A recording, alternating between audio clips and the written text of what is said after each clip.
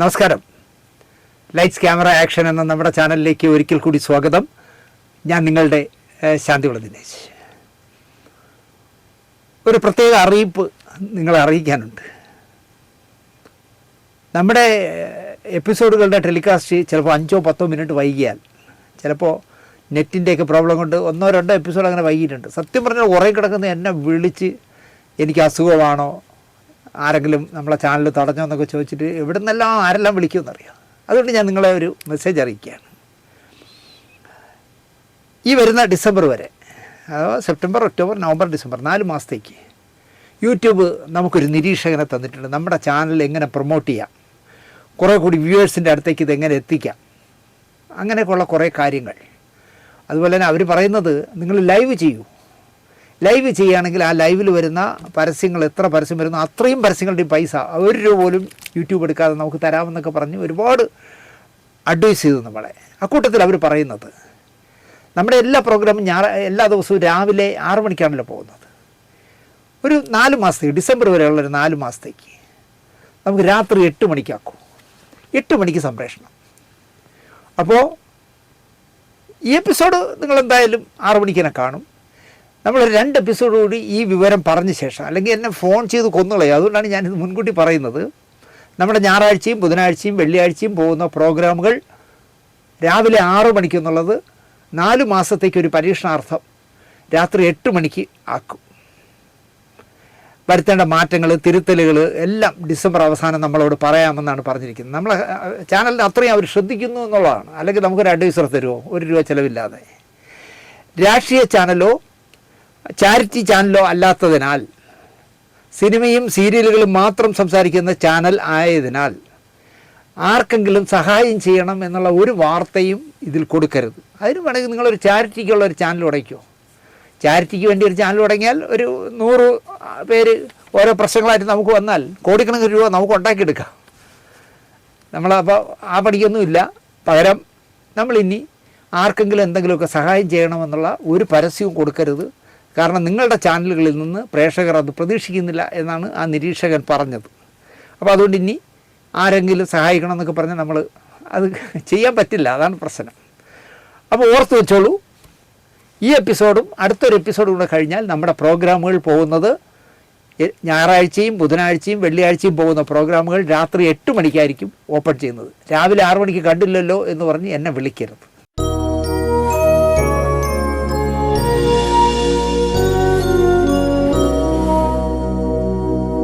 നമസ്കാരം. കേരളത്തിൽ ഒരുപാട് പുസ്തകശാലകളുണ്ട് അല്ലേ? Manorama, Mathrubhumi, current Thrissur, current Kottayam, DC books, പിന്നെ മൾബറി, ലിപി, ഇങ്ങനെ ഒരുപാടുണ്ട് പുസ്തകശാലകൾ. ഒരു 10-25 വർഷം മുമ്പ് മൾബറി എന്ന് പറഞ്ഞ് കോഴിക്കോട്ട് നിന്ന് ഒരു പുസ്തകശാല ഉണ്ടായിരുന്നു. ഷെൽവി എന്ന് പറഞ്ഞ ആൾ നടത്തിയിരുന്നതാണ്. പുതിയ തലമുറയ്ക്ക് അറിയാൻ വഴിയില്ല. കാരണം 23 വർഷം മുമ്പ് അദ്ദേഹം ആത്മഹത്യ ചെയ്തു. ഷെൽവി എന്ന് പറഞ്ഞ മനുഷ്യൻ മിടുമിടുക്കനായിരുന്നു എന്ന് ഞാൻ പറയും. അതുകൊണ്ട് തന്നെ മൾബറി എന്ന് പറഞ്ഞ പുസ്തകശാലയുടെ പുസ്തകങ്ങൾ അക്കാലത്ത് ഈ പുറംചട്ടയ്ക്കൊന്നും പ്രാധാന്യം കൊടുത്തിരുന്നില്ല. മൾബറി വന്ന ശേഷമാണ്, അവരുടെ പുസ്തകങ്ങളുടെ കവർ പുറംചട്ട കണ്ട ശേഷമാണ് മറ്റു പുസ്തകശാലകളും നല്ല ആധുനികമായ നല്ല രസമുള്ള കവറുകൾ ഉണ്ടാക്കണം എന്ന് പഠിച്ചത്. മിടുമിടുക്കനായ സംഘാടകൻ, എഴുത്തുകാരൻ വളരെ പെട്ടെന്നാണ് മൾബറി പുസ്തക പ്രസാധന രംഗത്ത് സ്വന്തം മേൽവിലാസം ഉണ്ടാക്കിയെടുത്തത്. റിവേഴ്സ് ഡിക്ഷണറി എന്ന് പറഞ്ഞ ഒരു പുസ്തകം അടക്കം, റിവേഴ്സ് ഡിക്ഷണറി അടക്കം പല പുതുമകളും പ്രസാധന രംഗത്ത് ഷെൽവി കൊണ്ടുവന്നു. പല പരീക്ഷണങ്ങൾ ഷെൽവി നടത്തി. നല്ല പുസ്തകങ്ങൾ പ്രസിദ്ധീകരിക്കുന്ന, പുസ്തകങ്ങൾക്ക് നല്ല പുറംചട്ട, ഞാൻ നേരത്തെ പറഞ്ഞില്ല, ആദ്യമായി പരീക്ഷിച്ച ഷെൽവിയെ എന്നെപ്പോലെയുള്ള അക്ഷരങ്ങളെ സ്നേഹിക്കുന്ന ആയിരക്കണക്കിന് ആൾക്കാർ ഷെൽവിയെ സ്നേഹിച്ചു, വിശ്വസിച്ചു. എന്തൊക്കെയോ താരിഫുകൾ എനിക്ക് അയച്ചു തന്നു. ചെറുപ്രായമാണെങ്കിലും എങ്ങനെയൊക്കെയോ കാശ് തരപ്പെടുത്തി ഷെൽവിയെ വിശ്വസിച്ച് ഞാൻ ആ പറഞ്ഞ തുകകൾ മുഴുവൻ അയച്ചു കൊടുത്തു. ലക്ഷങ്ങൾ ഇങ്ങനെ സ്വരുക്കൂട്ടിയിട്ട് ജീവിതത്തെ ആർഭാടത്തോടെ ആഘോഷിച്ചിട്ട് ഒരു നാൾ ഷെൽവി ആത്മഹത്യ ചെയ്തു. 2003 ഒക്ടോബർ 21 ആത്മഹത്യ ചെയ്തു. ഷെൽവി ആത്മഹത്യ ചെയ്തിട്ടിപ്പോൾ 22 വർഷം കഴിഞ്ഞു. എൻ്റെ കൈവശം മൾബറി ഇറക്കിയ പ്രധാനപ്പെട്ട പുസ്തകങ്ങൾ ഏതാണ്ട് എല്ലാം എൻ്റെ കയ്യിലുണ്ട്. ആലോചിച്ച് നോക്കും, 23 വർഷം മുമ്പ് അയാൾ ആത്മഹത്യ. അപ്പോൾ അതിനു മുമ്പേ ഞാൻ എത്ര പുസ്തകം എത്ര കാലമായിട്ട് വാങ്ങി നിങ്ങൾ ആലോചിച്ച് നോക്കും. കഷ്ടപ്പെട്ടുണ്ടാക്കിയതും കടം വാങ്ങിച്ചതുമായ നല്ലൊരു തുക എന്നെ പറ്റിച്ചിട്ട് കടന്നു കളഞ്ഞ ഷെൽവിയോട് 22 വർഷത്തിന് ശേഷവും എൻ്റെ പക തീർന്നിട്ടില്ല എന്നുള്ളത് ഞാൻ ഒളിച്ചു വയ്ക്കുന്നില്ല. അതുപോലെയാണ് മറ്റൊരു വൃത്തികെട്ടൻ ചെയ്ത പണി. പെൻ ബുക്സ്, പെട്ടെന്ന് പേരെടുത്ത സ്ഥാപനമായിരുന്നു പെൻ ബുക്സ്. അതിൻ്റെ ഉടമ എന്ന് പറയുന്നത് പോളി കെ അയ്യമ്പള്ളി എന്ന് പറഞ്ഞ ആളായിരുന്നു. അയാളും എന്നെ കുറേ തുക, എന്നെ ആയിരക്കണക്കിന് പേരെ പറ്റിച്ചു. ആലുവായിൽ കൊട്ടാര തുല്യമായ വീടൊക്കെ നാട്ടുകാരെ പറ്റിച്ചുണ്ടാക്കി. അത് ഭാര്യയ്ക്കും മക്കൾക്കും ഒക്കെ കൊടുത്തിട്ട് ഒരു നാൾ ഈ പറഞ്ഞ പോളി അയ്യമ്പള്ളിയും ചത്തു. എനിക്ക് ഇങ്ങനെ പറ്റിക്കാമോന്നാണ് ഞാൻ ആലോചിക്കുന്നത്. ആർഭാടമായിട്ട് നെടുമ്പാശ്ശേരി വിമാനത്താവളത്തിനടുത്ത് മറ്റേ റിസോർട്ടുകൾ കൊണ്ടുവരുന്നു എന്നൊക്കെ പറഞ്ഞാണ് എൻ്റെ ഇന്ന് പൈസ വാങ്ങിച്ചത്. ഭയങ്കര പറ്റിപ്പ്. ഇതുപോലെ ആയിരക്കണക്കിന് പേരെ പറ്റിച്ചു. പിന്നെ കോടതി ഇടപെടുകയും ഞങ്ങളെ കാക്കനാട് കളക്ടറേറ്റ് വിളിച്ചു വരുത്തേക്ക്. അങ്ങനെ ഞാൻ ഇസും കൂടെ ഒരു ദിവസം രാവിലെ പോയി വൈകുന്നേരം വരുന്ന ഒരു ചുക്കും നടന്നില്ല. പിന്നെ കൊറോണയും പ്രശ്നങ്ങളും പ്രളയമൊക്കെ വന്നപ്പോൾ പിന്നെ കോടതി വിളിച്ചതുമില്ല. പോളി ചില്ലറക്കാരനൊന്നുമല്ല. സഖാവ് ഇ കെ നായനാർ മുഖ്യമന്ത്രിയായിരുന്നപ്പോൾ പൊളിറ്റിക്കൽ സെക്രട്ടറി ആയിരുന്ന, ഒരു തവണ കേരള നിയമസഭാ സ്പീക്കർ ആയിരുന്ന എ പി കുര്യൻ്റെ മകനാണ് ഈ പോളി അയ്യമ്പള്ളി എന്ന് പറഞ്ഞ മഹാൻ. അവനും എന്നെ അടക്കം കുറേ പേരെ പറ്റിച്ച് കാശും കൊണ്ടുപോയി. ഇവൻ്റെ സ്ഥാപനങ്ങൾ ജപ്തി ചെയ്ത് അത് വിറ്റ് ഞങ്ങളുടെ കാശ് തരുമെന്നൊക്കെ കോടതികൾ പറഞ്ഞു.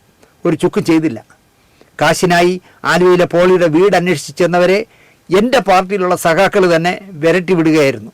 കാരണം ഒരു വലിയ സഖാവിൻ്റെ മകയല്ലേ നാട്ടുകാരെ പറ്റിച്ചിരിക്കുന്നത്. അക്ഷരത്തിൻ്റെ പേര് പറഞ്ഞ് പറ്റിക്കുന്ന ഒരു ദ്രോഹിയും നന്നാവില്ല എന്ന് വിശ്വസിക്കുന്ന ഒരാളാണ് ഞാൻ. അത് ഞാനായാലും അക്ഷരങ്ങളെ വ്യഭിചരിക്കരുത്.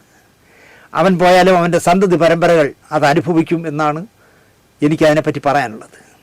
വീണ്ടും നമുക്ക് ഷെൽവിലേക്ക് തന്നെ മടങ്ങി വരാം. Mulberry publication PB number 159 25 Arya Bhavan SM street Kozhikode 1. ഇതായിരുന്നു ഷെൽവിയുടെ സ്ഥാപനത്തിൻ്റെ വിലാസം. ഞാൻ പുസ്തകങ്ങളെയാണ് നിർമ്മിക്കുന്നത്, മത്തിക്കച്ചവടമല്ല നടത്തുന്നത് എന്ന് പറഞ്ഞ് അക്ഷരസ്നേഹികളെ പറ്റിച്ച മനുഷ്യനാണ് ഷെൽവി. ആര്യഭവനിലെ മൾബറിയുടെ മുറി പൂട്ടി പുറത്തിറങ്ങുമ്പോൾ പുസ്തകങ്ങൾക്ക് ശ്വാസം മുട്ടാതിരിക്കാൻ ഒരു ജനൽ പാളിയെങ്കിലും അവൻ തുറന്നിടുമായിരുന്നു എന്നാണ് ഷെൽവി മരിച്ച കാലത്ത് ഷെൽവിയെ പറ്റി PK പാറക്കടവ് എന്ന് പറഞ്ഞ എഴുത്തുകാരൻ പറഞ്ഞത്. അത്ര പുസ്തകങ്ങളെ സ്നേഹിച്ചിരുന്നു എന്നാണ് പറഞ്ഞത്. പുസ്തകങ്ങളെ ഷെൽവി സ്നേഹിച്ചിരിക്കാം, പക്ഷേ പുസ്തകങ്ങളെ സ്നേഹിക്കുന്നവരെ ഒരുപാട് പേരെ വലിപ്പിച്ചു. ഗുരുവായൂരിൽ ജനിച്ച് കോഴിക്കോട് തഴച്ചു വളർന്നവനാണ് ഷെൽവി. പലതരം ക്ലബ്ബ് അംഗത്വത്തിലൂടെയും തപാൽ സമ്പ്രദായങ്ങളിലൂടെയും അക്ഷരസ്നേഹികളെ ഷെൽവി വീഴ്ത്തി. 43-ാം വയസ്സിൽ ആത്മഹത്യയിൽ അവസാനിപ്പിച്ചു ജീവിതം. മരണശേഷം 2 തവണയോ മറ്റോ കൊടുത്ത കാശിനായി ഞാൻ ഈ പറഞ്ഞ ആര്യഭവനിലേക്ക് വിളിച്ചു. എല്ലാവരുടെ കാശും മടക്കി തരും എന്ന ഒറ്റ ഉത്തരം റെക്കോർഡ് ചെയ്ത് വച്ചിരിക്കുന്നത് പോലെ പറയും. അവിടെ അവസാനിച്ചു എൻ്റെ കാശ് ചോദിക്കൽ. ഞാനവിടെ കളഞ്ഞു. ഖലീൽ ജിബ്രാൻ ആയിരുന്നു ഷെൽവിയുടെ പ്രിയപ്പെട്ട എഴുത്തുകാരൻ. ജിബ്രാൻ്റെ പല രചനകളുടെയും മലയാള പരിഭാഷ മൾബറിയിലൂടെയാണ് പുറത്തു വന്നത്. സ്വപ്നത്തിൽ പോലും ഈ പുസ്തകപ്രേമി കാശ് പിരിച്ചിട്ട് ആത്മഹത്യ ചെയ്യുമെന്ന് ഞാൻ വിചാരിച്ചതേ അല്ല. അത്രയ്ക്ക് കലാപരമായ വാചകങ്ങളായിരുന്നു ഷെൽവി മൾബറിയുടെ കത്തുകളിൽ തയ്യാറാക്കിയിരുന്നത്. അക്കാലത്ത് ആയിരങ്ങൾ സ്വപ്നം കാണാൻ പറ്റാത്ത അവസ്ഥയിലായിരുന്നു എനിക്ക്.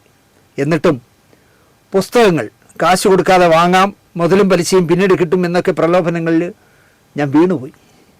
ഷെൽവി കള്ളനായിരുന്നില്ല, എന്നാൽ പോളി കെ അയ്യമ്പള്ളി നല്ല കള്ളനായിരുന്നു. CPMനെ വിറ്റ് തിന്ന കൂതറയായിരുന്നു ഈ പേളിയല്ല പോളി. എന്തായാലും 2 കൂട്ടരും കൂടി എന്നെ അടക്കം കുറേ പാവങ്ങളെ പറ്റിച്ചു. ഇതൊന്നും ഇവിടെ പറയാനിരുന്നതല്ല, സാന്ദർഭികമായി പറഞ്ഞു പോയതാണ്. ഷെൽവി മൾബറിയിലൂടെ പുറത്തിറക്കിയ ഓർമ്മ എന്നൊരു പുസ്തകമുണ്ട്. ഇനി അത് വാങ്ങിക്കാൻ കിട്ടുമെന്ന് എനിക്കറിയില്ല. ഞാൻ നിധി പോലെ സൂക്ഷിക്കുന്ന പുസ്തകമാണ് ഓർമ്മ. 2003 ആദ്യ പതിപ്പ് ഇറക്കുമ്പോൾ 250 രൂപയായിരുന്നു ഓർമ്മയുടെ വില. അപ്പോൾ ആലോചിക്കുക, 2003 250 രൂപയാണ്. ഇപ്പോൾ എത്ര രൂപ വാങ്ങിക്കുമായിരുന്നു ഷെൽവി? 1000 രൂപ വാങ്ങിക്കുമായിരുന്നു. അക്കാലത്ത് ഈ തുക വളരെ കൂടുതലാണ്. 400 പേജുകളുള്ള പുസ്തകം. 22 വർഷം മുൻപ് ഞാൻ വരുത്തി വായിച്ച ഓർമ്മ എന്ന പുസ്തകം എന്നും എനിക്കൊരു മുതൽക്കൂട്ടാണ്. കൂടെ എനിക്ക് എന്തെങ്കിലും ഇത് വരുമ്പോൾ ഞാൻ എടുത്തു വായിക്കും. നിത്യ ചൈതന്യ മുതൽ നിരവധി മനുഷ്യർ തൻ്റെ ഓർമ്മയെ അയവിറക്കുന്നതാണ് ഈ പുസ്തകം. നല്ല രസമുള്ള പുസ്തകമാണ് കേട്ടോ. എവിടെയെങ്കിലും കോഴിക്കോട് അല്ലെങ്കിൽ എറണാകുളത്തോ തൃശ്ശൂരൊക്കെ ഈ പഴയ പുസ്തകങ്ങൾ വിൽക്കുന്ന സ്ട്രീറ്റുകളിൽ തിരക്കിയാൽ ചിലപ്പോൾ ഈ പുസ്തകം കിട്ടും. ഷെൽവിയുടെ ഓർമ്മ, മൾബറിയുടെ ഓർമ്മ. സമൂഹത്തിലെ എല്ലാ തരക്കാരും ഇതിൽ തങ്ങളുടെ ഓർമ്മകൾ അയവിറക്കുന്നുണ്ട്. അതിൽ എന്നെ ഏറ്റവും കൂടുതൽ സ്വാധീനിച്ചത് പെരുമ്പടവം ശ്രീധരൻ സാർ എഴുതിയ അദ്ദേഹത്തിൻ്റെ ഓർമ്മയാണ്. എന്ന് അതെടുത്ത് വായിച്ചാലും, പെരുമ്പടവം സാർ എഴുതിയിരിക്കുന്ന എടുത്തു വെച്ച് വായിച്ചാൽ എൻ്റെ കണ്ണ് നനയും. ഒരുപക്ഷെ പെരുമ്പടവം സാർ പറയുന്ന കഥയിലെ സന്ദർഭങ്ങൾ എൻ്റെ ജീവിതത്തിലൂടെയും കടന്നു പോയിട്ടുള്ളത് കൊണ്ടാകണം. പ്രതാപത്തോടെ കഴിഞ്ഞിരുന്ന എൻ്റെ കുട്ടിക്കാലത്ത്, ഞാൻ എൻ്റെ കഥയാണ് പറയുന്നത്, എൻ്റെ വീട്ടിൽ ടൈഗർ എന്ന് പേരുള്ള ഒരു നായ ഉണ്ടായിരുന്നു, ഒരു പട്ടി ഉണ്ടായിരുന്നു. അക്കാലത്ത് ഈ ടൈഗറിൻ്റെ ഇനത്തിൽപ്പെട്ട പട്ടികളെ പറയുന്ന പോലീസ് പട്ടി എന്നായിരുന്നു. ടൈഗറിൻ്റെ പാരമ്പര്യത്തിൽപ്പെട്ടവരെല്ലാം വിളിച്ചിരുന്നത് പോലീസ് പട്ടി എന്നാണ്. കാരണം അന്ന് പോലീസുകാർ ഈ മണം പിടിപ്പിച്ച് കള്ളന്മാരെയൊക്കെ പിടിക്കാൻ വരുന്നത് ഇത്തരം പട്ടികളുമായിട്ടായിരുന്നു. ഇപ്പോഴതിനെ പറയുന്നത് ജർമ്മൻ ഷെപ്പേർഡ് എന്നാണ്. ചുറ്റുമതിലുള്ള വീട്ടിലെ ഗേറ്റ് തുറന്ന് ടൈഗറിൻ്റെ തുടൽ ഊരിവിട്ടാൽ ഞങ്ങളുടെ വീടിൻ്റെ താഴെയുള്ള അമ്പലക്കുളത്തിൽ പോയി ഭംഗിയായി കുളിച്ചിട്ട് ആരെയും ശ്രദ്ധിക്കാതെ മടങ്ങി വരുമായിരുന്നു ടൈഗർ. ആരും കൂടെ പോകണ്ട. വന്നിട്ട് കുളിച്ചിട്ട് വന്നാൽ സിമൻ്റ് ഇട്ട മുറ്റത്ത് വെയിൽ നോക്കി കിടക്കും. എവിടെ വെയിലുണ്ടോ അവിടെ പോയി കിടക്കും, ശരീരത്തിൽ ഈ നന ഉണങ്ങാനായിട്ട്. വെള്ളം തോർന്നാൽ അടുക്കള ഭാഗത്തെത്തും. അപ്പോൾ ഞങ്ങളുടെ നാട്ടിൽ കുന്തർ സാഹിബ് എന്ന് പറഞ്ഞൊരു സാഹിബ് ഉണ്ടായിരുന്നു. അദ്ദേഹത്തിൻ്റെ യഥാർത്ഥ പേര് വേറെ വല്ലതും ആയിരിക്കാം. ഇറച്ചി കച്ചവടം ചെയ്യുന്ന കുന്തർ സാഹിബ്. വെള്ളായണി ജംഗ്ഷനിലൊക്കെ ഉള്ള ഈ പ്രോഗ്രാം കാണുന്നവരുണ്ടെങ്കിൽ അദ്ദേഹത്തിന് വേറെ പേരുണ്ടോ എന്ന് എനിക്കറിയില്ല. എനിക്കറിയാവുന്നത് കുന്തർ സാഹിബ് എന്നാണ്. കുന്തർ സാഹിബ് കൊണ്ടുവരുന്ന ഇറച്ചിയിൽ അരിയും മഞ്ഞ അരച്ചതും വെളുത്തുള്ളിയും ഇട്ട് വേവിച്ച ഒരു ചരിവ് ആഹാരം ടൈഗറിന് വെച്ചു കൊടുക്കും. അത് കഴിച്ച് വെള്ളവും കുടിച്ചാൽ പിന്നെ സുഖമായ ഒരു ഉറക്കമാണ്. സന്ധ്യയ്ക്ക് പിന്നെ ഉണരും. രാത്രി മുഴുവൻ ടൈഗർ അലർട്ടായിരിക്കും, വളരെ അലർട്ടായിരിക്കും. വീടിന് ചുറ്റും റോന്ത് ചുറ്റും. നേരം വെളുത്താൽ ടൈഗറിനെ കൂട്ടിലടക്കും. കാരണം വീട്ടിനകത്ത് അതിക്രമിച്ച് കയറുന്ന, ഗേറ്റ് തുറന്ന് കയറുന്ന ആരെയായാലും കടിച്ചു കളയും. അതാണ് പ്രശ്നം. സമ്പന്നമായ ലോകത്ത് നിന്നും ഞങ്ങൾ ദാരിദ്ര്യത്തിൻ്റെ പടുകുഴിയിൽ വീണു. കൂടെ ഉണ്ടായിരുന്നവരെല്ലാം, ബന്ധുക്കളെന്ന് പറഞ്ഞ് കൂടെ ഉണ്ടായിരുന്നവരെല്ലാം സുരക്ഷിത സ്ഥാനങ്ങൾ തേടിപ്പോയി. അമ്മയും ഞാനും അനുജനും അമ്മയുടെ ഒരു അനുജനും മാത്രമായി വീട്ടിൽ. വയറ് നിറച്ച് ആഹാരമില്ലാതായി. പല ദിവസങ്ങളിലും പട്ടിണിയായി. ആ ദുരിതമെല്ലാം എൻ്റെ ടൈഗറും അനുഭവിക്കേണ്ടി വന്നു. ഒപ്പം ടൈഗറിന് പ്രായമേറി വരുമ്പോഴുണ്ടാകുന്ന അസുഖങ്ങളും. വയറ് നിറയെ ഇറച്ചിയും ചോറും പാലും ബിസ്ക്കറ്റും കഴിച്ചിരുന്ന ടൈഗർ വെറും കഞ്ഞിയും മരിച്ചിനി പുഴുകിലേക്കും പിന്നെ ഒതുങ്ങേണ്ടി വന്നു. മീനിൻ്റെ ചാറ് പോലും ഇല്ലാത്ത കഞ്ഞി കുടിക്കാതെ നിരാശനായി നോക്കിയിരിക്കുന്ന ടൈഗറിൻ്റെ നോട്ടം 50-ലധികം വർഷം കടന്നു പോയിട്ടും ഇന്നും എൻ്റെ മനസ്സിലുണ്ട്. ടൈഗർ നോക്കുന്നത്, എടാ ഇതിൽ മീൻകറി പോലും ഇല്ലല്ലോ, ഞാൻ ഇങ്ങനെ കഴിക്കും എന്നുള്ള രീതിയിൽ. വഴിയിൽ വിശന്ന് തളർന്നു കിടക്കുന്ന തെരുവ് നായകൾക്ക് പാർലയുടെ ബിസ്ക്കറ്റും ബ്രെഡും ഒക്കെ വാങ്ങി കൊടുക്കുന്നത് കാണുമ്പോൾ ഞാൻ ഇപ്പോൾ അങ്ങനെ ചെയ്യാറുണ്ട്. ഇവിടെ പോകുമ്പോഴും കാറായാലും സ്കൂട്ടറായാലും വയറൊട്ടി കിടക്കുന്ന ഏത് നായയെ കണ്ടാലും ഞാൻ അടുത്തുള്ളൊരു കടയിൽ ചെന്ന് ബിസ്ക്കറ്റോ ബ്രെഡോ വാങ്ങിച്ച് പിച്ചിട്ട് കൊടുക്കും. തിന്ന് തീരുന്നവരെ ഞാൻ അവിടെ നിൽക്കും. കാരണം ആരെങ്കിലും എറിയുകയൊക്കെ ചെയ്യാതിരിക്കാൻ.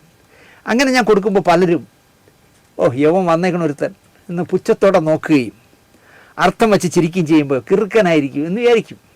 അവർക്കറിയില്ല ഞാൻ ഈ ചെയ്യുന്നത് എൻ്റെ ടൈഗറിൻ്റെ നിറഞ്ഞ കണ്ണുകൾ കണ്ടുള്ള നോട്ടത്തിന് തർപ്പണം ചെയ്യുകയാണെന്ന്. ഞാൻ അതിന് പകരം ചെയ്യുന്നതാണ്. ടൈഗറിനെ പട്ടിണിക്ക് കിടന്ന് അകാലത്തിലെന്ന് ഞാൻ പറയുന്നില്ല, എങ്കിൽ പോലും ആ ടൈഗർ കണ്ണ് നിറഞ്ഞ് ഇങ്ങനെ എന്നെ നോക്കിയ ഓട്ടം എനിക്കൊരിക്കലും അത് മറക്കാൻ കഴിയില്ല. അതുകൊണ്ടാണ് ഞാൻ ഈ തെരുവിൽ വയറ് ഒട്ടിക്കിടക്കുന്ന പട്ടിണി കിടക്കുന്നവരെ കണ്ടാൽ വണ്ടി നിർത്തിയിട്ട് അവർക്ക് ബിസ്ക്കറ്റോ ബ്രെഡോ വാങ്ങിച്ചു കൊടുക്കും. ഇന്നും ഓരോ തെരുവ് നായയുടെ മുഖത്തും ഞാൻ എൻ്റെ ടൈഗറിനെ കാണാറുണ്ട്. അവരുടെ ഒരു നേരത്തെ വിശപ്പകറ്റി കൊടുക്കുമ്പോൾ എനിക്ക് കിട്ടുന്ന സന്തോഷം സത്യം പറഞ്ഞാൽ നിങ്ങൾക്ക് പറഞ്ഞാൽ മനസ്സിലാവില്ല എന്നാണ് എൻ്റെ വിശ്വാസം. പഴയ വീട് പൊളിച്ച് പുതിയ വീട് വിൽക്കുന്നത് വരെ, ഞാൻ ഇപ്പോൾ കൊടുത്ത വീട് അത് വയ്ക്കുന്നത് വരെയും അടുക്കള പുറത്തെ ചുമരിൽ കരിക്കട്ട കൊണ്ട് കുന്തർ സാഹിബ് എന്നൊക്കെ ഇറച്ചി കൊണ്ടുവന്നു, കാശ് എത്ര വാങ്ങിയെന്ന് അമ്മ കുറിച്ചിട്ടിരുന്നത് കരിക്കട്ട കൊണ്ടാണ് അമ്മ കുറിച്ചിട്ടിരുന്നത്. വീട് പെയിൻ്റ് അടിക്കുന്ന, വെള്ളായണി ദേവി എഴുന്നള്ളിക്കുന്ന സമയത്തൊക്കെ വീട് പെയിൻ്റ് അടിക്കുമല്ലോ, പെയിൻ്റ് അടിക്കുന്ന സമയമാകുമ്പോൾ ആ ഒരു പോർഷൻ മാത്രം, ആ കുന്തർ സാഹിബിൻ്റെ കണക്കുകൾ എഴുതിയിട്ടിരിക്കുന്ന, ആ കരിക്കട്ട കൊണ്ട് എഴുതിയിട്ടിരിക്കുന്ന മാത്രം ഞാൻ പെയിൻ്റ് അടിക്കാൻ സമ്മതിക്കില്ല, അതങ്ങനെ കിടക്കട്ടെ എന്ന് പറയും. ഒരു കറുത്ത ബോർഡ് കിടക്കുന്ന പോലെ, സ്കൂളിലെ ബോർഡ് കിടക്കുന്ന പോലെ അതങ്ങനെ കിടക്കുമായിരുന്നു. അതെനിക്കൊരു വാശിയായിരുന്നു, അങ്ങനെ കിടക്കട്ടെ, ടൈഗറിൻ്റെ സ്മാരകമായി അതവിടെ കിടക്കട്ടെ എന്നാണ് സത്യത്തിൽ ഞാൻ വിചാരിച്ചിരുന്നത്. ഞാൻ പറയാൻ വന്നത് എൻ്റെ ടൈഗറിൻ്റെ ദാരുണ അന്ത്യമല്ല. ഷെൽവിയുടെ ഓർമ്മയിൽ പെരുമ്പടവ് സാർ എഴുതിയ അദ്ദേഹത്തിൻ്റെ നായയുടെ കഥയെപ്പറ്റി പറയാനാണ് ഞാൻ വന്നത്. മിണ്ടാപ്രാണിയുടെ സ്നേഹം എന്നാണ് ഈ കുറിപ്പിന് പെരുമ്പടവ് സാർ കൊടുത്തിരിക്കുന്ന ടൈറ്റിൽ. പെരുമ്പടവ് സാറുമായി വലിയ ആത്മബന്ധം എനിക്കുണ്ട്. ഞാനിതിൽ പറഞ്ഞിട്ടുണ്ടോയെന്ന് എനിക്കറിയില്ല. സാഹിത്യവുമായി ബന്ധമില്ലാത്ത, സാറിൻ്റെ സമപ്രായക്കാരനല്ലാത്ത ഒരാളുമായി ഒരു 40 വർഷത്തിനധികം നല്ല ബന്ധം നിലനിർത്തിയ ചുരുക്കം പേരെ കാണൂ എന്നാണ് എൻ്റെ വിശ്വാസം. പെരുമ്പടവ് സാർ അങ്ങനെ ആരുമായിട്ട് അധികം അടുക്കുന്ന ആളല്ല. അങ്ങനെയുള്ള ഒരാളിനോട് സാഹിത്യവുമായിട്ട് യാതൊരു ബന്ധവുമില്ലാത്ത, പെരുമ്പടവ് സാറിൻ്റെ പ്രായവുമായിട്ട് യാതൊരു സാമ്യവുമില്ലാത്ത ഞാനുമായിട്ടൊരു 10-40 വർഷത്തിലധികമായി ബന്ധമുണ്ട്. അങ്ങനെ ചുരുക്കം പേരെ അദ്ദേഹത്തിനുള്ളൂ. അതിലൊരാളാണ് ഞാൻ എന്ന് പറയാൻ എനിക്ക് അഭിമാനമേ ഉള്ളൂ. കിഴക്കേക്കോട്ടയിലെ പഴയ പുസ്തകങ്ങൾ വിൽക്കുന്ന ഫുട്പാത്തിൽ വെച്ച് തുടങ്ങിയ ബന്ധമാണ്. വൈകുന്നേരം എല്ലാ ദിവസവും ഒരാളോ ഒന്നിലധികം പേരുമായോ പെരുമ്പടവ് സാറ് താമസിക്കുന്ന കരമനയ്ക്കടുത്തുള്ള തമലം എന്ന സ്ഥലത്ത് നിന്ന് നടന്ന് കിഴക്കേക്കോട്ടയിലെത്തും. ആവശ്യമില്ലാത്ത ഒരു പുസ്തകവും വാങ്ങിക്കില്ല. ഒരുപാട് നേരം പുസ്തകങ്ങൾ നിരത്തിയിരിക്കുന്നതിലൂടെ പരതും. കുറച്ചു നേരം ഞാനടക്കമുള്ള പതിവുകാരോട് കുശലങ്ങൾ ചോദിക്കും. കൂട്ടുകാരുമായി ശ്രീപത്മനാഭ തിയേറ്ററിൻ്റെ മുന്നിൽ നിന്നും ബസ് കയറി തിരിച്ചു മടങ്ങും തമലത്തേക്ക്. ഒരു സങ്കീർത്തനം പോലെ ജനകീയമാകുന്നതുവരെ പെരുമ്പടവ് സാറിൻ്റെ ഈ ശീലം ഒരു പതിവായിരുന്നു. ഫുട്പാത്തിൽ നിന്നും ഇടയ്ക്കിടെ ഫോർട്ട് സ്റ്റേഷനിൽ പുതുതായി ചാർജ് എടുക്കുന്ന ഏതെങ്കിലും ഏമാൻ ഒരു സംഘമായിട്ട് പോലീസുകാരായിട്ട് വന്നിട്ട് ഈ ഫുട്പാത്തിരിക്കുന്ന ബുക്കുകളെല്ലാം കൂടെ വാരിക്കൊണ്ട് പോകും. കാരണം ഫുട്പാത്തിൽ വെച്ച് വിൽക്കുന്നു എന്നുള്ളതുകൊണ്ട്. ഈ വിവരം അറിഞ്ഞാൽ സാർ അപ്പം തന്നെ ഫോർട്ട് പോലീസ് സ്റ്റേഷനിലെത്തി ഈ പിടിച്ചു വച്ചിരിക്കുന്ന പുസ്തകം വിൽക്കുന്നവരെയും ഇറക്കി പിടിക്കുകയും പുസ്തകങ്ങളും തിരിച്ച് വാങ്ങിക്കൊടുക്കുമായിരുന്നു. ഒരു 100 വട്ടം ദിനേശ് ഇങ്ങനെ സമയം പാഴാക്കരുത്, 3 കഥകൾ മനസ്സിരുത്തി വായിച്ചാൽ ഒരു നല്ല കഥ ദിനേശിന് എഴുതാൻ കഴിയും, എഴുതണം എന്നൊക്കെ എന്നെ പ്രേരിപ്പിച്ചിട്ടുണ്ട് പെരുമ്പടവ് സാർ. ഒരു കഥ കൂടി പറഞ്ഞിട്ട് സാറിൻ്റെ മിണ്ടാപ്രാണിയുടെ കഥ പറയാം. പ്രായമായതിൻ്റെ ചെറിയ അസ്കൃതകളുണ്ട് ഇപ്പോൾ സാറിന്. എനിക്ക് തോന്നുന്നു 80 കഴിഞ്ഞു സാറിന്. പ്രാണൻ്റെ പ്രാണനായി സാറ് പ്രണയിച്ച ഭാര്യയുടെ അസുഖങ്ങളും അവരുടെ മരണവും സാറിനെ നന്നായിട്ട് ഒലച്ചിട്ടുണ്ടെന്ന്, ഇല്ല എന്ന് പറഞ്ഞാലും സാറിനെ നന്നായിട്ട് ഒലച്ചിട്ടുണ്ടെന്ന് എന്നെപ്പോലുള്ളവർക്കറിയാം. അല്പം മറവി പോലെ ഇപ്പോൾ ഉണ്ട്. ഇടയ്ക്കിടയ്ക്കൊന്ന് മറന്നുപോകും ചില കാര്യങ്ങൾ. സംസാരിച്ചുകൊണ്ടിരിക്കുമ്പോൾ കണക്ടിവിറ്റിയൊക്കെ തെറ്റിപ്പോകും. സാറിനെ കാട്ടാക്കടയിലുള്ള പങ്കജ കസ്തൂരിയുടെ ആയുർവേദ ആശുപത്രി, മെഡിക്കൽ കോളേജ്, ആയുർവേദ ആശുപത്രി ഉണ്ടല്ലോ അദ്ദേഹത്തിൻ്റെ, മെഡിക്കൽ കോളേജും ഉണ്ട്. ഒരുപാട് കുട്ടികൾ പഠിച്ചിറങ്ങുന്നുണ്ട് അവിടെ നിന്ന്. അപ്പോൾ പങ്കജ കസ്തൂരി കൊണ്ടുവന്ന് സാറിനെ അഡ്മിറ്റാക്കി. കൂട്ടിന് മകൻ ശ്രീകുമാർ. സാറിന് ശ്രീകുമാറിനെ കൂടാതെ 2 പെൺമക്കളാണുള്ളത്. അതിരാവിലെ സാറിനെ ശ്രീകുമാർ പങ്കജ കസ്തൂരിയിലെത്തിക്കും കാറിൽ. ആയുർവേദ ചികിത്സകൾ, അവിടുന്ന് തന്നെ ഭക്ഷണം, പിന്നെ അവിടെ തന്നെ വിശ്രമം. സന്ധ്യയാവുമ്പോൾ തമലത്തേക്കും മടങ്ങും. കൊതിപ്പിക്കുന്ന നല്ല AC റൂം കൊടുത്തിട്ടും സാറ് AC ഓഫാക്കിയിട്ട് കമ്പിളി പൊതിച്ച് കിടക്കുന്ന പ്രകൃതമാണ്. സാറിന് തണുപ്പ് പിടിക്കില്ല. 10-20 ദിവസം ഇവിടെ സുഖമായി കഴിഞ്ഞൂടെ, എന്തിനാ അത് രാവിലെ വന്ന് സന്ധ്യയ്ക്ക് മടങ്ങുന്നത് എന്നതിന് സാറിന് ഉത്തരവുണ്ട്. എനിക്ക് എൻ്റെ വീടിൻ്റെ മണം വേണം, ഇവിടെ അത് കിട്ടില്ല എന്നാണ് സാറ് പറയാറ്. ഇങ്ങനെ വരവും പോക്കും ചികിത്സയും വിശ്രമവുമായി കഴിയുന്നതിനിടയിൽ ഒരു നാൾ ശ്രീകുമാർ നമ്മുടെ ലൈറ്റ്സ് ക്യാമറ ആക്ഷൻ്റെ ഒരു എപ്പിസോഡ് വെച്ച്, അച്ഛൻ കിടന്ന് ഉറങ്ങുകയാണല്ലോ, തൊട്ടടുത്ത് കട്ടിൽ തന്നെ ശ്രീകുമാർ ഇരുന്ന് ലൈറ്റ്സ് ക്യാമറ ആക്ഷനിൽ ഒരു എപ്പിസോഡ് കണ്ടുകൊണ്ടിരുന്നു. അപ്പോൾ ശ്രീകുമാർ കണ്ടുകൊണ്ടിരുന്നപ്പോൾ സാറ് പതിയെ കണ്ണു തുറന്നിങ്ങനെ ശ്രദ്ധിച്ചു. ഈ ശബ്ദം എവിടെയോ സാർ കേട്ടിട്ടുണ്ട്. അത് സാറിന് ആദ്യം ഇത് പിടികിട്ടിയില്ല ആരെന്ന്. പിന്നെ സാർ വീണ്ടും ശ്രദ്ധിച്ചു. എവിടെ ഞാൻ കേട്ടിട്ടുണ്ട്, ഉറപ്പാണ് എന്ന് സാർ നിശ്ചയിച്ചു. ആരാ സംസാരിക്കുന്നത് എന്നായി സാറിൻ്റെ ചോദ്യം. ടി വി കാണുമെന്നുള്ളതല്ലാതെ യൂട്യൂബും ഫേസ്ബുക്കും വാട്സാപ്പും ഒക്കെ വന്നത് സാർ അറിഞ്ഞിട്ടേ ഇല്ല. സാർ അതൊന്നും ഉപയോഗിക്കില്ല. അപ്പോൾ ഞാൻ ടി വിയിലിരുന്ന് ദേവരാജൻ മാഷിനെ പറ്റി സംസാരിക്കുകയാണ്. ശ്രീകുമാർ കാണിച്ചു കൊടുത്തു. സാറ് എന്നെ തിരിച്ചറിഞ്ഞു. മുഖത്ത് കുസൃതിയുള്ള ഒരു ചിരി വിടർന്നു. ഇവനൊരു വഴക്കാളിയാണ്. ഇവിടെ അടുത്തെവിടെയോ ആണ് ഇവൻ താമസിക്കുന്നത്. ഇവൻ്റെ വീട് ഇവിടെ എവിടെയാണ്. ഇവിടെ അല്ല വീടെന്ന് ശ്രീകുമാർ തിരുത്താൻ പോയില്ല. പെട്ടെന്ന് ദേഷ്യം വരും സാറിന്. ശ്രീകുമാർ തിരുത്തി, നീയാണ് എന്നെ ദിനേശിൻ്റെ വീട് പറയണത്. ദിനേശ് ഇവിടെ കാട്ടാക്കടയാണ് താമസിക്കുന്നത്. സാറ് പിന്നെയും ചൂടാവും. അപ്പോൾ ശ്രീകുമാറിന് അറിയാം ഞാൻ കൃത്യമായിട്ട് എവിടെയാണ് താമസിക്കുന്നതെന്നല്ല. പക്ഷേ ശ്രീകുമാർ മിണ്ടിയില്ല. എനിക്ക് അവനെ ഒന്ന് കാണണമെന്നുണ്ട്, ഒന്ന് വിളിച്ചു പറ വഴക്കാളിയോട് എന്ന് ശ്രീകുമാറിനോട് പറഞ്ഞു. ശ്രീകുമാർ അപ്പം തന്നെ എന്നെ വിളിച്ചു.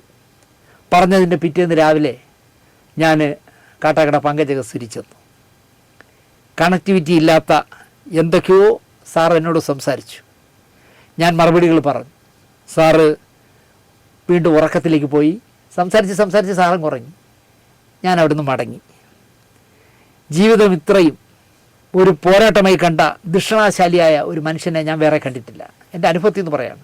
പെരുമ്പടവ് സാറിനെ പോലെ ജീവിതത്തെ ഒരു യുദ്ധം പോലെ നേരിട്ട, പതറാതെ നേരിട്ട ദുഷ്ടണാശാലിയെ ഞാൻ അധികം പേരെ കണ്ടിട്ടില്ല.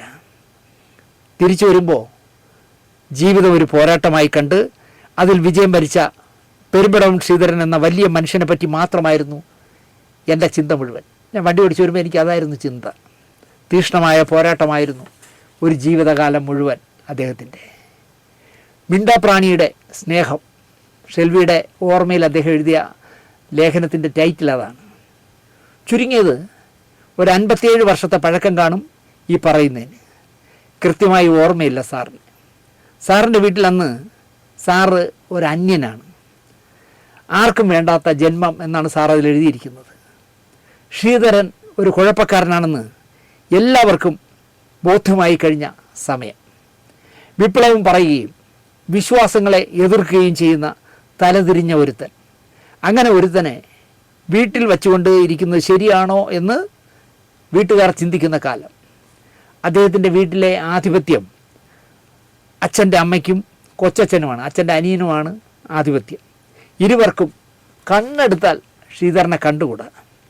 അച്ഛൻ മരിച്ചിട്ടും അതിൻ്റെ വിഷമങ്ങൾ അറിയാതെ വളർത്തിക്കൊണ്ട് വന്നിട്ട് അതിൻ്റെ നന്ദിയില്ലാത്ത ചെറുക്കൻ എന്നാണ് ശ്രീധര സാറിനെ കൊച്ചച്ഛനും അച്ചമ്മയൊക്കെ വിലയിരുത്തിയിരുന്നത്. എങ്ങനെയാണ് ഇവർ വളർത്തിയതെന്ന് ബാലനായ ശ്രീധരനല്ലേ അറിയൂ.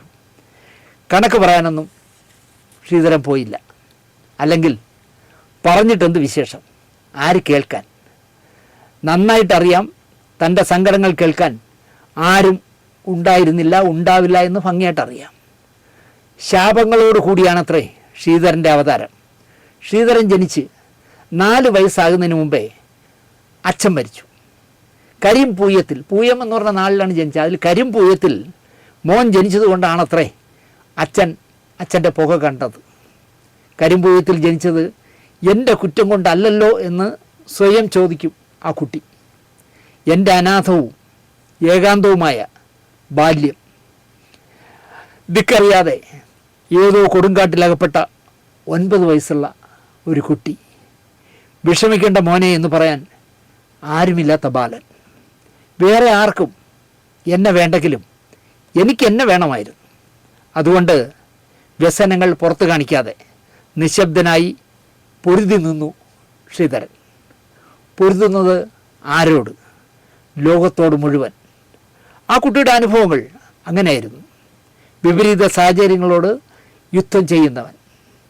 വീട്ടിൽ എന്നെ ആർക്കും വേണ്ട എന്നായപ്പോൾ ഒരു നാൾ ശ്രീധരൻ വീട്ടിൽ നിന്നിറങ്ങി. ബഹിഷ്കൃതനായി എന്ന് പറയുന്നതാവും ശരി. ഇറങ്ങി. പക്ഷേ എവിടെ പോയി കിടക്കും? ഒറ്റയ്ക്കല്ല, അമ്മയും പെങ്ങളുമുണ്ട്. മനുഷ്യർക്ക് മരക്കൊമ്പത്ത് കൂട് വയ്ക്കാനാവില്ലല്ലോ. കിളികളെ പോലെ പോയി ഒരു കൂട് വെച്ച് താമസിക്കാൻ പറ്റില്ലല്ലോ. കുറേ ദൂരെ ഒരു കുന്നിൻ ചെരുവിൽ ഒരു വീട് വെച്ചു, ഒരു ചെറിയ വീട്. എൻ്റെ വീട് എന്നും ആ ബാലൻ്റെ സ്വപ്നമായിരുന്നു. കഷ്ടപ്പാടും ദുരിതവും ഒക്കെ ഉണ്ട്. എന്നാലും മറ്റുള്ളവരുടെ ദുർമുഖം കാണുകയും ശാപവാക്കുകൾ കേൾക്കുകയും വേണ്ടല്ലോ എന്നോർത്ത് സന്തോഷത്തോടെ അതൊക്കെ സഹിച്ചു. ബന്ധങ്ങളുടെ അർത്ഥശൂന്യതയെക്കുറിച്ചാണ് എപ്പോഴും ശ്രീധരൻ എന്ന് പറഞ്ഞ ബാലൻ്റെ ചിന്ത. വീട്ടിൽ നിന്ന് ഇറക്കി വിട്ടവർക്ക് എന്തുകൊണ്ട് സ്വന്തം ചോരയുടെ സങ്കടം മനസ്സിലായില്ല എന്ന് സ്വയം ചോദിച്ചുകൊണ്ടേയിരുന്നു. അങ്ങനെ കുറേ കാലം ജീവിതത്തെക്കുറിച്ച് വലിയ സ്വപ്നങ്ങളൊന്നുമില്ല. പുസ്തകങ്ങൾ വായിച്ച് സങ്കടങ്ങൾ മറന്നു. അങ്ങനെ ഇരിക്കെ എവിടെ ചെന്ന് ഞാൻ എൻ്റെ ജീവിതം കണ്ടുപിടിക്കും എന്നറിയാതെ വീട്ടിൽ നിന്നൊരു യാത്രക്കിറങ്ങി. ഒരു ലക്ഷ്യവും ഇല്ലാതെയായിരുന്നു യാത്ര. വേറെ ആർക്കും വേണ്ടെന്ന് വെച്ച് എനിക്ക് ഉപേക്ഷിക്കാനാവുമോ എന്നെ എന്നാണ് സാർ ചോദിക്കുന്നത്. 4-5 വർഷത്തെ അലച്ചിലിന് ശേഷം ഒരു കടവിലും അടുക്കാതെ ഒരു പൊട്ടത്തോണി അതിൻ്റെ ആദ്യത്തെ കടവിൽ തിരിച്ചെത്തുന്നത് പോലെ ഒരു നാൾ ശ്രീധരൻ വീട്ടിലേക്ക് കയറി ചെന്നു. കയറി ചെല്ലുമ്പോൾ വീട്ടിൽ എന്താണ് അവസ്ഥ? അമ്മയും പെങ്ങളും ശ്രീധരനെ വിചാരണ ചെയ്യുന്നു. മോൻ്റെ തണൽ ഒരു തണലല്ല എന്ന് അവർക്ക് തോന്നിയിരിക്കുന്നു.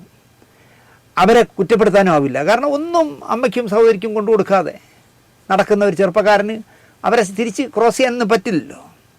സ്വന്തം ഹൃദയത്തിൻ്റെ മുറിവുകൾ അയാൾ തൻ്റെ കണ്ണീരായി ഒഴുക്കി. പെങ്ങൾക്ക് അവളുടെ ഒരു ജീവിതം വേണമല്ലോ. അവൾ പടിയിറങ്ങി പോകുന്നത് ശ്രീധരൻ നിശബ്ദനായി നോക്കി നിന്നു. അപ്പോൾ അമ്മയ്ക്ക് തോന്നി അവളുടെ കൂടെ പോകുന്നതാണ് നല്ലതെന്ന്. ജീവിതത്തെക്കുറിച്ച് ഒരു വിചാരവുമില്ലാത്ത ഇവൻ്റെ കൂടെ നിന്നാൽ ഒടുവിൽ എൻ്റെ കാര്യം എന്താവുമെന്ന് അമ്മ പ്രാക്ടിക്കലായിട്ട് ചിന്തിച്ചു. ജീവിതത്തിൽ ഒറ്റപ്പെടലിൻ്റെ വ്യസനം ശ്രീധരൻ അറിഞ്ഞാണ്. ശരിക്കും ഒരു അനാഥനായി മാറി. കാരണം അമ്മയില്ല, സഹോദരിയില്ല, ബന്ധുക്കളുമില്ല, ആരുമില്ലാതെ ആ വീട്ടിൽ ഏകാന്തനായി ഒറ്റയ്ക്കായപ്പോഴാണ് അയാൾക്ക് മനസ്സിലായത് ജീവിതത്തിൽ ഒറ്റപ്പെടലിൻ്റെ വ്യസനം ശരിക്കും മനസ്സിലാക്കി. തൻ്റെ ഏകാന്തതയിൽ ഞാൻ എന്നെ കണ്ടു എന്നാണ് പെരുമ്പട സാർ പറയുന്നത്.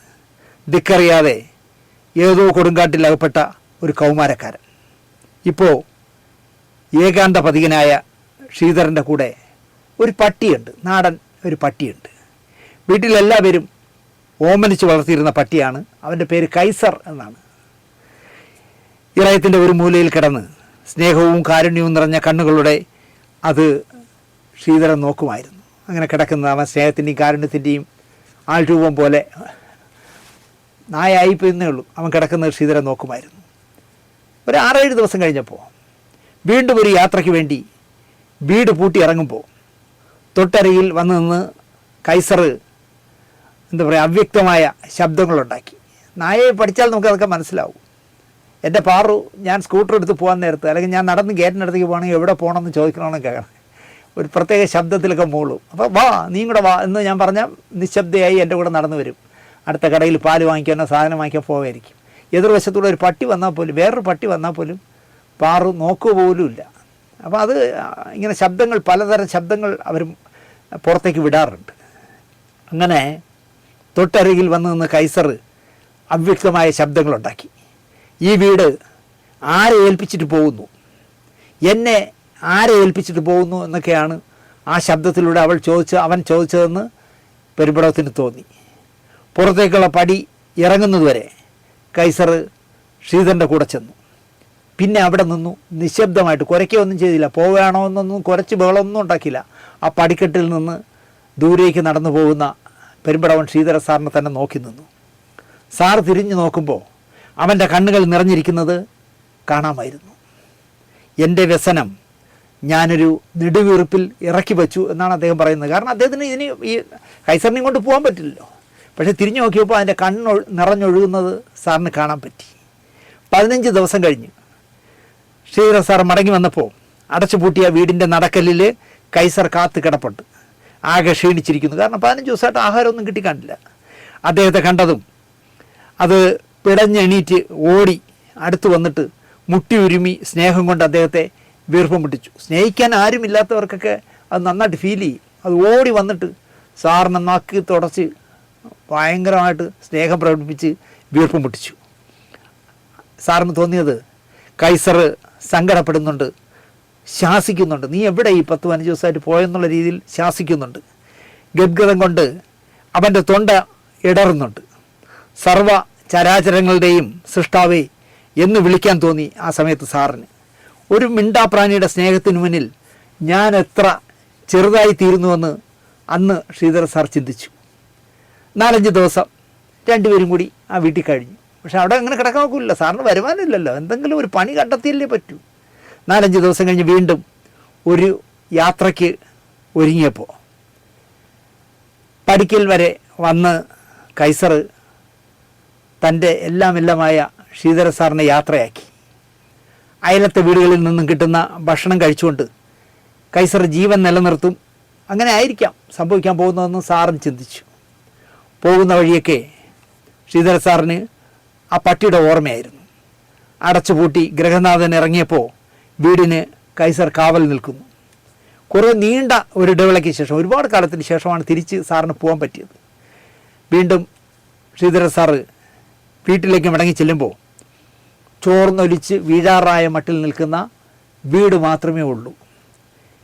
അദ്ദേഹം ചോദിച്ചു, എൻ്റെ പട്ടി എവിടെ എന്ന് ചോദിച്ചു. അയൽക്കാരനായ ഔസേപ്പ് വന്ന് പറഞ്ഞു, 1.5 മാസം മുമ്പ് നിങ്ങളുടെ കൈസർ ചത്തുപോയി. എവിടെയൊക്കെ പോയാലും ആഹാരത്തിന് എന്തെങ്കിലും വെള്ളമോ ആഹാരമോ കിട്ടുമെന്ന് അന്വേഷിച്ച് പലയിടത്തും, അപ്പോഴും ഈ പറയുന്ന ഔസേപ്പ് വെള്ളം കൊടുത്തില്ല. അതാണ് രസം. എവിടെയൊക്കെ പോയാലും അത് എത്ര വൈകിയാലും രാത്രി മടങ്ങി വീട്ടിലെത്തും, നിങ്ങളുടെ വീട്ടിലെത്തും. പൂട്ടിയുടെ വീടിൻ്റെ നടക്കലിൽ കിടക്കും. ഒരു ദിവസം നോക്കുമ്പോൾ അതിന് അനക്കമില്ല. മുറ്റത്തിൻ്റെ ഒരു കോണിൽ ചെന്ന് കിടക്കുന്നു, വിറങ്ങലിച്ച് കിടക്കുകയാണ്, മരിച്ചു കിടക്കുകയാണ്. തെക്ക് വശത്ത് അതിനെ കുഴിച്ചിട്ട സ്ഥലം ഔസേപ്പ് കാണിച്ചു കൊടുത്തു. അവിടെ ചെന്ന് വ്യസനം അടക്കിപ്പിടിച്ച് ശ്രീധര സാർ നിന്നു. അതിൻ്റെ സ്നേഹത്തിൻ്റെ കടം ഞാൻ എങ്ങനെ വീട്ടും എന്നായിരുന്നു അപ്പോൾ സാറിൻ്റെ ചിന്ത. വർഷം 57 കഴിഞ്ഞു. എന്നിട്ടും ആ പട്ടിയുടെ ഓർമ്മ പെരുമ്പടവും കൊണ്ടു നടക്കുന്നു. ഒരു കാര്യം പെരുമ്പടവം സാർ ഉറപ്പിച്ച് പറയുന്നു, വേറെ ആരും എന്നെ ഇത്രമേൽ സ്നേഹിച്ചിട്ടില്ല, കൈസർ സ്നേഹിച്ചതുപോലെ എന്നെ വേറെ ആരും സ്നേഹിച്ചിട്ടില്ല എന്ന് അർത്ഥശങ്കയ്ക്കിടയില്ലാതെ സാർ പറയുന്നു. ഇനിയുള്ള ജന്മങ്ങളിൽ എവിടെയെങ്കിലും വെച്ച് ഉറപ്പായിട്ട് ഞങ്ങൾ കണ്ടുമുട്ടും. വേറെ നാമരൂപങ്ങളിലാണെങ്കിലും കണ്ടുമുട്ടുന്ന ആദ്യ നിമിഷം ഞങ്ങൾ രണ്ടുപേരും തിരിച്ചറിയും, ഞാൻ ശ്രീധരനാണെന്നും ഈ നിൽക്കുന്ന എൻ്റെ മുന്നിൽ നിൽക്കുന്നത് പഴയ കൈസറാണെന്നും ഞങ്ങൾ രണ്ടുപേർക്കും അത് മനസ്സിലാകും എന്ന് പറഞ്ഞാണ് സാർ അത് അവസാനിപ്പിക്കുന്നത്. സത്യത്തിൽ ഞാൻ ഒരുപാട് മനസ്സിനെ കൺട്രോൾ ചെയ്ത് പിടിച്ചാണ് ഇപ്പോൾ ഇവിടെ സംസാരിച്ചത്. ഞാൻ പുസ്തകം വായിക്കുമ്പോഴൊക്കെ എനിക്ക് തൊണ്ടയിടറും, കണ്ണു നനയും. സ്നേഹമുള്ള, സത്യത്തിൽ ലോകത്ത് സ്നേഹമുള്ളത് പട്ടി എന്ന് പറയുന്നതിനെയാണ്. ഈ ചാനലുകൾ ഒരുപാടായപ്പോൾ, വീടുകളെല്ലാം ന്യൂക്ലിയറൊക്കെ ആയപ്പോൾ പട്ടികൾക്ക് ആരും ആഹാരം കൊടുക്കില്ലല്ലോ. ഒരു തെരുവ് പട്ടിക്ക് ഒരു വീട്ടുകാരുടെ ആഹാരം പോലും വേണ്ട, വലിച്ചെറിയുന്ന ആഹാരം പോലും വേണ്ട, പക്ഷെ കൊടുക്കില്ല. ആഹാരം കിട്ടാതാവുമ്പോൾ അവന് വിശപ്പ് കൂടുമ്പോൾ അവൻ അല്പം ഒരു കുസൃതിക്കാരനോ വഴക്കാളിയോ ആവും. അങ്ങനെയാണ് അവൻ വീട്ടിൽ വളർത്തുന്ന താറാവിനെയോ കോഴിയൊക്കെ പിടിച്ചുകൊണ്ട് പോകുന്നത്. വിശപ്പല്ലേ വലുത്. അതുപോലെ അവനെ ആരെങ്കിലും ഒരാൾ ഉപദ്രവിക്കുമ്പോഴാണ് അവൻ തിരിച്ചുപദ്രവിക്കുന്നത്. ചുമ്മാ പോകുന്ന ആളിനെ പട്ടി കടിക്കുമെന്ന് ഞാൻ വിശ്വസിക്കുന്നേയില്ല. കാരണം ഞാനെല്ലാം കൂടി ഇപ്പോൾ ടൈഗർ അടക്കമാണെങ്കിൽ 7 പേരെ വളർത്തിയ ആളാണ്. ഇപ്പോൾ പാറു മാത്രമല്ലേ ഉള്ളൂ. പക്ഷേ നമ്മുടെ മനേക ഗാന്ധിയെ ആളുകൾ വിളിക്കുന്ന തെറി, പേ പിടിച്ച പട്ടി കടിച്ച് മരിച്ച കുട്ടിയുടെ അച്ഛനും അമ്മയൊക്കെ കരയുന്ന സങ്കടം, ചാനലുകൾ മുഴുവൻ ഇന്ന് പട്ടി എത്ര പേരെ കടിച്ചു എന്നുള്ള കണക്കെടുപ്പ്, ഇതൊക്കെ കാണുമ്പോൾ നമുക്ക് പട്ടിയെ ഒരു ഒരു ഒരു ക്രൂരമായ മൃഗമായി മാറ്റിക്കൊണ്ടിരിക്കുകയാണ് നമ്മളെ മീഡിയകൾ. എനിക്കെന്തോ ചിന്തിക്കാൻ കഴിയില്ല. എൻ്റെ വലിയമ്മയുടെ വീട്ടിൽ വലിയമ്മയുടെ മകളുടെ വിവാഹം നടക്കുന്ന ആ ദിവസങ്ങളിൽ അവിടെ തങ്ങുന്ന ദിവസം അവിടെ വളർത്തുന്ന ഒരു പട്ടി എന്നെ കടിച്ച് 10-18 തയ്യലിടണമെന്നൊക്കെ പറഞ്ഞു. ഞാൻ തയ്യലൊന്നും ഇടാൻ സമ്മതിച്ചില്ല. മാസങ്ങളോളം വീട്ടിൽ കിടന്നാണ് ആ മുറിവ് ഉണക്കിയെടുത്തത്. എന്നാലും എനിക്ക് പട്ടികളോട് ദേഷ്യമില്ല. എൻ്റെ പടം റിലീസ് ചെയ്യുന്ന ദിവസം ഇന്ത്യ വിഷനിൽ 8 മണിക്കുള്ള ലൈവിന് പോവുമായിരുന്നു. അന്ന് എനിക്ക് കാറില്ല. ഞാൻ ഹോണ്ട ആക്റ്റീവിൽ ഇങ്ങനെ പോകുമ്പോൾ, പാപ്പനംകുളം എന്ന് പറഞ്ഞ സ്ഥലത്ത് ഇങ്ങനെ പോകുമ്പോൾ ഒരു പട്ടി കുറുകെ ചാടി. എൻ്റെ കയ്യിലുണ്ടായിരുന്ന ബാഗും സ്കൂട്ടറും എല്ലാം കൂടെ നിലത്ത് വീണ് ഞാനിങ്ങനെ റോഡിൽ നിന്ന് തെറിച്ച് അങ്ങ് പോയി.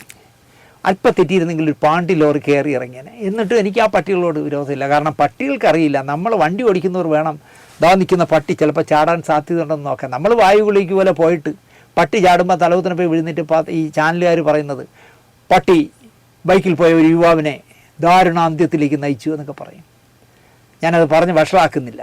എനിക്ക് ജീവിതത്തിൽ നായകളെ വെറുക്കാനേ കഴിയില്ല. അതുകൊണ്ടാണ് ഞാൻ നേരത്തെ പറഞ്ഞത്, എവിടെയെങ്കിലും വയറൊട്ടി നിൽക്കുന്ന ഒരു പട്ടിയെ കണ്ടാൽ ഞാൻ വണ്ടി നിർത്തിയിട്ട്, അത് കാറായാലും സ്കൂട്ടറായാലും നിർത്തിയിട്ട് അടുത്തൊരു കടയിൽ ചെന്ന് പാർലയുടെ ബിസ്ക്കറ്റ് എന്ന് ഞാൻ പറയാൻ കാര്യം, വേറെ ഒരുപാട് കമ്പനികളുടെ ബിസ്ക്കറ്റ് ഉണ്ടെങ്കിൽ ഇവർക്ക് ഇഷ്ടം പാർലയുടെ ആണ്. അതിൻ്റെ ഒരു രുചി എന്തോ വ്യത്യാസമുണ്ട്. അതെനിക്ക് പാർലയിൽ നിന്ന് ഞാൻ പഠിച്ചതാണ്. അതുകൊണ്ട് തന്നെ ഏത് തെരുവ് പട്ടിക്ക് വാങ്ങിച്ചു കൊടുക്കുമ്പോഴും ഞാൻ പാർലയെ വാങ്ങിച്ചു കൊടുക്കുള്ളൂ. എന്തായാലും പെരുമ്പടവ് സാറിൻ്റെ എന്താ പറയുക, അദ്ദേഹത്തെ സ്നേഹിച്ച അദ്ദേഹം പറയുന്ന അദ്ദേഹത്തിൻ്റെ കൂടപ്പുറപ്പുകളായ 2 സഹോദരിമാരോ അമ്മയോ അല്ലെങ്കിൽ അച്ഛൻ്റെ ബന്ധുക്കളോ അച്ഛനോ അല്ലെങ്കിൽ ഭാര്യയോ മക്കളോ ഒന്നും എന്നെ ഇത്രയും സ്നേഹിച്ചിട്ടില്ല എന്ന് പെരുമ്പടവ് സാർ പറയുമ്പോൾ തീർച്ചയായിട്ടും എനിക്ക് കൈസറിനെ ഞാനിങ്ങനെ അറിയാതെ അതിൻ്റെ ആത്മാവിന് നിത്യശാന്തി നേരുന്നു. അതുപോലെ തന്നെ ഒരുപാട് കാലം ഇനി എഴുതിയൊന്നും മുന്നോട്ട് പോയില്ലെങ്കിലും പെരുമ്പടവ് സാറും നമ്മളോടൊപ്പം ഒരുപാട് കാലം ജീവിക്കട്ടെ എന്ന് പ്രാർത്ഥിച്ചുകൊണ്ട് ഈ എപ്പിസോഡ് നിങ്ങൾക്ക് ഇഷ്ടപ്പെട്ടിരിക്കുമെന്ന് വിശ്വസിച്ചുകൊണ്ട് നിർത്തുന്നു. നന്ദി, നമസ്കാരം.